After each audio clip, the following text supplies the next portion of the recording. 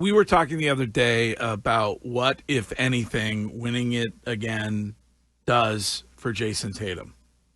And does he need that? Does that cement him? Is he already cemented himself? Like, what is your opinion on that? I think that I am just, as I heard Curtis say earlier in the show, I'm like too close to see things for what they are, because I'm starting to get irritated once again about the way that we talk about Jayson Tatum, or not the way that we talk about, but the rest of the league.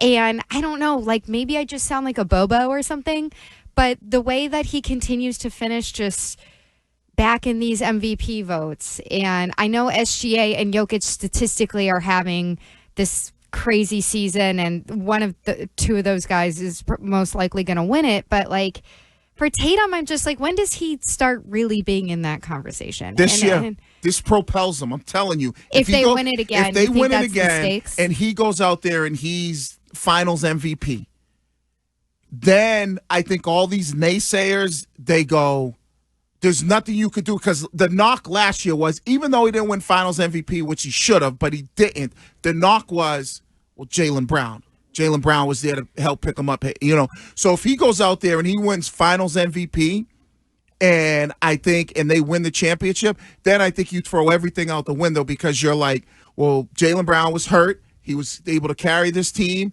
won Finals MVP. They repeated. He is now conversation of the face of the league, best in the league. Look, in my book, he's top 3 player. He's top 3 player in the league. If he wins and if the Celtics repeat this title, then I think he's got to be top 3 for everybody, no matter what. Right. Like, I don't care where you have him in your MVP voting or anything like that. I think, forget the face of the league stuff, whatever. You see other guys on teams with less talented rosters around them putting up huge numbers, but Tatum's all-around game is so consistent, and I think that's just not that exciting for people to talk about. I think it's like a personality bias. Like, I think that he doesn't, I hate the word alpha, but he doesn't seem like an alpha, so that's like the... Yeah, but Tim Duncan won MVP, and he was as basic, you know, quiet as they come. Just quiet. Like, what I think the best argument for Tatum will be, and I just did this, so Mego, correct me if I'm wrong, but I'm looking up all MVPs, like season MVPs, and teams that won back-to-back championships. There's never been a team that won back-to-back without an MVP on it. And so if the Celtics win it all, because you're going back, just my quick work here, Steph Curry with the Golden State Warriors, 17-18. Miami Heat, LeBron, 2012-2013. Then the Lakers, 09-10, Kobe. The Lakers of the early years had Shaq and Kobe, both MVPs. Then obviously Jordan, Hakeem, Jordan, like every consecutive champion, even the Rockets in between the 2-3 peats of Jordan, have had an MVP on their team. But are you talking about MVP at some point in their career, or MVP Both. in one of those back-to-back seasons? At some point in their career. Okay. Yeah, I think that Tatum will get MVP in his career. Right. It just feels like... But they all were MVPs by the time either the year they won back-to-back or before they won back-to-back. So he would be the first who had won back-to-back without being in a league MVP. Right. Okay. That's kind of what I was trying to clarify. Yeah. So, I mean, again, is it about the personality? Is it about there being this really top-end talent that maybe there wasn't comparatively to those guys when they were winning? And I don't people know. last year tried to say that he had an easy road to win a championship. That's going to be, in they my had an mind, easy road because they were a much better team. I agree. I don't agree with that, but that was a big narrative. So if they win back-to-back, then they got to take that narrative out. It's because they... because he's in the MVP conversation, but he's not usually one of the top 3, because he plays on a team where he doesn't need to score 30 a night, you know, and he's not like taking the majority of those shots, because you have Jaylen Brown, you have Derek White, you have these other players where when you look at the Joker, it's the Joker and Jamal Murray. And the Joker's going to he's a walking triple-double. When you look at SGA is basically getting the majority of the shots on that OKC team. It's Tatum does, I think, everything, but he's never like Oh, he's averaging 26 or 27, where those guys are averaging 30, 33. Yeah. And that's where I think he gets knocked. Are you caught up on Celtic City? I am. Tough episode. Yeah. Tough, a really sad. Yeah. Just really sad episode. I feel like it's we talked about it earlier, but it's in the top 3 sports documentaries ever from my perspective. Yeah, I think as like a 90s kid, I'm still a sucker for The Last Dance. And what was cool about that one was the amount of never before seen footage from that final season, The Last Dance, that it's now become part of like the way that we talk about, is this team in their last dance? Is that team in their last dance?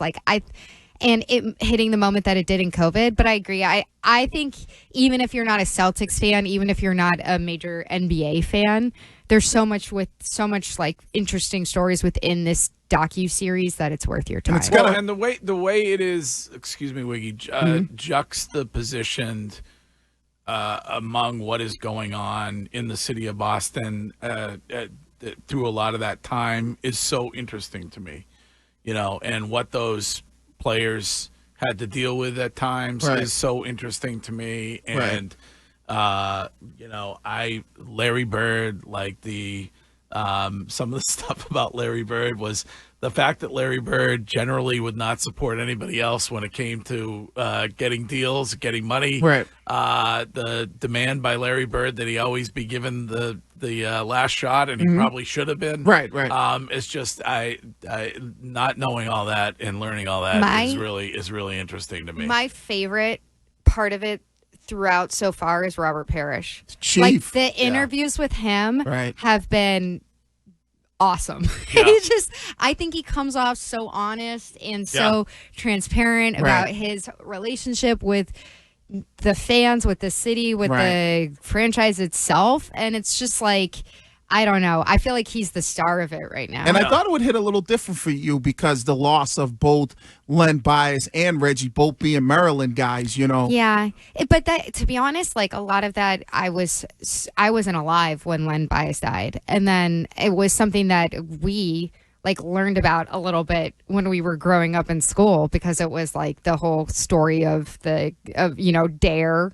And do you guys have Dare up here? Yeah, we do. Like Dare and like cocaine use and all this stuff, and it was like a What scary about story. Reggie's basketball team, his high school basketball team? Because weren't they ridiculously loaded? Reggie Lewis on Again, I was like a baby. Oh, okay. So, All right, so you didn't get none of those that, stories. like that we heard about growing up, but not at the same level probably as him being around here with Northeastern and then the Celtics. Yeah. No, it's just really, really, really good. So if you're not watching it, you should be. All right. Well, guys, playoffs. We get underway on Sunday. Easter Sunday with the Celtics. Are you feeling sweep, or what are you feeling on this? Yeah. I hardly ever say this. I do think this is a 4-game series. I feel so strongly about the way that the Celtics closed out the season playing with their depth. Like, even if Jaylen is not totally himself, there's no disrespect to Orlando because, again, they had some tough breaks during the season, and I love the attitude and the defense that they play with. But Celtics in 4, that's what I see. Okay. Like it. And the road, and then the next series, either Detroit or New York. I still see. I'm not going to say sweep, but I see a 5-game series. I don't think either one of those teams. And then Cleveland, maybe that series goes 6, but I still think you're a better team. Timing for Easter Sunday a bit rough though. Right in the 3:30. middle. I had of plans. I had brunch plans, but now I'll be brunching with the Celtics. Yeah, no, the timing. It's just brunch is not 3:30. Yeah, But right. I don't have is like brunch. 10:30, I have like Easter dinner. I know they take Christmas, now Easter. What's next? What's Leonard? Don't you have Lunch, dinner. Don't you have a weird tradition on Easter? We go to Brown's. Brown's, the Yeah. seafood place in Hampton. Yeah. I We set mean, up like tablecloths. It's BYOB. What is? Oh, it's BYOB. So you guys do that every year. Yeah, Are we've done you that. angling for an invite? You're more than welcome. Brown's is good. I'm tempted after Brown's though to go to Salisbury Beach and get a slice of pizza. Oh well. With extra provolone cheese added onto it. With all due respect, Greg, what day are you not tempted to get a slice of pizza? Good point. Brown's there's another seafood place right down Marky's. the Marky's is across the street, Across right? the street. Marky's is better. Yeah, I believe. Okay. well, that's what. Listen, there will be people that'll tell you. Doesn't know the name is better. No. But he is right though. Different vibes. Say it again. Say it again. Wait. You are right. There are people who would agree and say, because those two places battle, they're both They are. packed. I don't Right. eat the seafood. My wife does. I always get the burger, but there is completely different vibes. Like No, they're the yes, same. No, they're not. No. What do you mean? Inside, Brown's is all like picnic tables. and so is it Marky's. No, Marky's is not. Yeah, it is. No, it is not. Marky's is Marky's the picnic better. tables. If you know food, you know Marky's. No disrespect. And they got the Okay, little yeah. outdoor thing right next to the Sorry. water. I'll tell my grandmother if she Easter screwed up. is ruined. Also, Robert Parrish, are they going to get into? He was well ahead of the game on weed delivery, like by like 30 years. Well, there's a pretty checkered past there. Are they going to get into that with They the already FedEx? have it. Huh? They have weed delivery. No.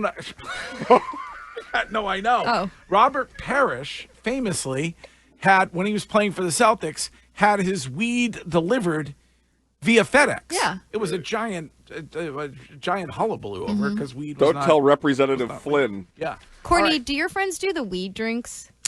Courtney does. Yes. Those things scare the crap out of me. Have you ever tried if one? if No. if you heard her after doing one on this show, Oh, man. it's scary. It's Yeah. scary Why? even more. What did it do? I had Force. I had a 4-day high. It was insane. Oh no, that's that like. Because I'm not really a weed person, so neither. the milligrams meant nothing to me, and I just downed it, and Yeah. it really hit That's me. what got you. Yeah, Yeah. wrong. Wow. To be fair, Courtney also thought that what's the liqueur that you had at BC? Fireball. Oh, Fireball. She thought Fireball was like already mixed. Yeah. And she had a whole glass. I did Yeah. that. Do you remember the Firefly? Yeah, so delicious. Hard Was whiskey? like vodka. It was like a sweet tea Arnold vodka. Palmer, basically. I thought it was pre-mixed. Oh, it yeah. wasn't. I did that with Fireball. No, it was just vodka, and was so I had like myself a big glass of that. In Yeah. college. Was that the precursor to the Borg?